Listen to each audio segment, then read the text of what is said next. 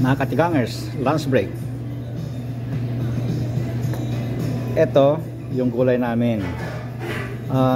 Filipino foods kami ngayon. Kaya masaya. May bihon kami, may kanin at saka pork adobo.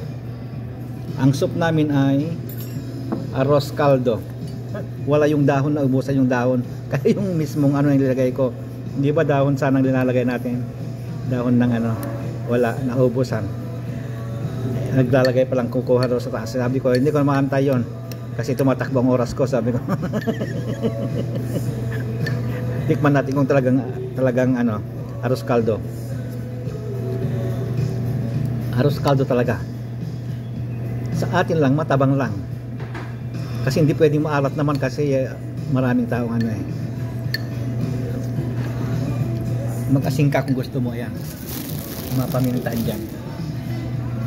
Pero sa akin okay lang yan. Ganyan na lasa. Ito naman yung ano, yung melon amoy. Tikman natin yung ano. Mukhang masarap yung gulay nila. Baka adobo siguro, ito adobo. Adobong ano, parang sitaw.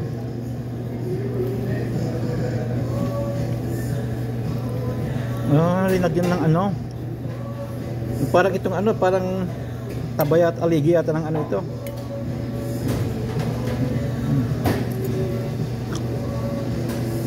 Yung adobo, tikman natin kung talagang adobo ang lasa.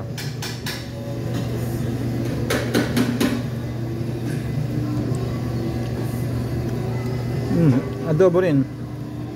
Pero dito kasi, pag nag-aadobo sa atin, may mga buto-buto sana. Dito wala, hindi pwede yung may buto-buto. Kahit adobong pork, chicken, wala. Adobo talaga. Kulang na lang yung dessert sana. Ang daming demand. Dessert sana na ano na parang to bibingka, mga ganun-ganun sana para talagang Filipino food. Wag nang umangal. Libre naman. Kung ano yung meron dyan, yan na. Tapos bawi na lang kayo sa bahay nyo.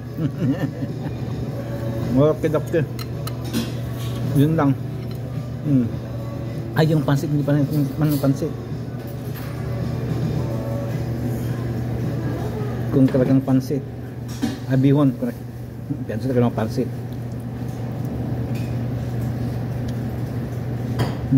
Okay din. Ginugol talaga siguro. Guguli-guli. Masarap. Okay. Yun lang, kainan na. Bye-bye.